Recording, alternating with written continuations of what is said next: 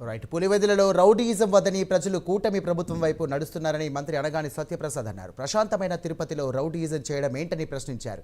కఠిన చర్యలు తీసుకోవాలని తిరుపతి ఎస్పీని ఆదేశించినట్లు ఆయన తెలియజేశారు. బైక్ అద్దెకు తీసుకొని డబ్బులు ఇవ్వలేదని వైసీపీ నేతలు దళిత యువకుడు పవన్ను దారుణంగా కొట్టారని మంత్రి చెప్పారు. పవన్ ఏమయ్యాడో ఎక్కడ ఉన్నాడో తెలియని పరిస్థితి ఉందని మంత్రి ఆందోళన వ్యక్తం చేశారు. గతంలో కూడా డాక్టర్ సుధాకర్ దళిత యువకుడిని చంపి డోర్ డెలివరీ చేశారని మండిపడ్డారు. ఇక దాడి చేసినటువంటి వైసీపీ నేతలు అనిల్, జగదీష్ రెడ్డి, మాజీ ఎమ్మెల్యే భూమాన కరుణాకర్ రెడ్డి ఇంట్లో దాక్కుంటే పోలీసులు అరెస్టు చేశారని ఈ సందర్భంగా ఆయన తెలియజేశారు. ప్రశాంతమైనటువంటి ఆంధ్రప్రదేశ్లో ఈ రోజు పెట్టుబడిదారులు పెద్ద ఎత్తున వస్తూ ఉన్నారు. ఆంధ్రప్రదేశ్లో కూటమి ప్రభుత్వంపై ఆకర్షితులై ఎంతో పెద్ద ఎత్తున సంక్షేమ పథకాలన్నీ జరుగుతూ సుభిక్షంగా ఉంటే మీరు డిస్టర్బ్ చేసే విధంగా రౌడీ మూకలతో అమాయకమైన దళితుల్ని, అంటే గతంలో కూడా మనం చూసాం, దళితులపై దాడి చేసి వాళ్ళు డోర్ డెలివరీ చేయడం, సుధాకర్ లాంటి డాక్టర్లను చంపేయడం అన్ని వీళ్ళకి అలవాటు.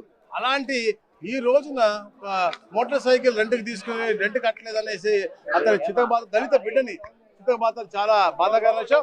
మరి ఎవరైతే దానికి కార్యక్రమాలలో అనిల్ కానీ అలాగే జగ్గారెడ్డి అవ్వచ్చు, వాళ్ళు వెళ్ళి మాజీ ఎమ్మెల్యే కరుణాకర్ రెడ్డి ఇంట్లో ఉంటాం.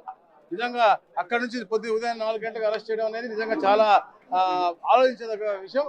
ఈ గతంలో కూడా వారం ముందు కూడా చైతన్య అనే మనిషి ఎవరైతే కరుణాకర్ రెడ్డి అనుచరున్నాడో గతంలో కూడా బాడుగా అడిగినందుకు కొట్టినటువంటి పరిస్థితి కూడా మనకు తెలిసింది. ఈ రోజే తప్పకుండా ఎవరైతే కారకులు, అంటే ముఖ్యంగా ఈ బాధితుడు దళిత బిడ్డ ఎవరైతే పవన్ ఉన్నాడో ఇంకా అతని యొక్క ఆచూకీ తెలియలేదు. అతని ఆచూకీ కోసం మనం ట్రై చేస్తున్నా, అతను భయపడి పారిపోయాడా ఇంకా వాళ్ళ చెరలో ఉన్నారో తెలియట్లేదు. సో ఎవరైతే చేసిన వారు ఉన్నారో వాళ్ళు పోలీస్ కస్టడీలో ఉన్నారు. పవన్ అనే మనిషి దొరికిన తర్వాత తప్పకుండా ఎవరైతే దీని కారకులున్నారో అందరి మీద కూడా తీవ్రమైన యాక్షన్ తీసుకుంటాం. రౌడీ షీట్ కూడా మేము తిరిగి, ఎందుకంటే ఈ రాష్ట్రంలో ఎక్కడ కూడా రౌడీజం మేము క్షమించాం. ఈ యొక్క వైసీపీ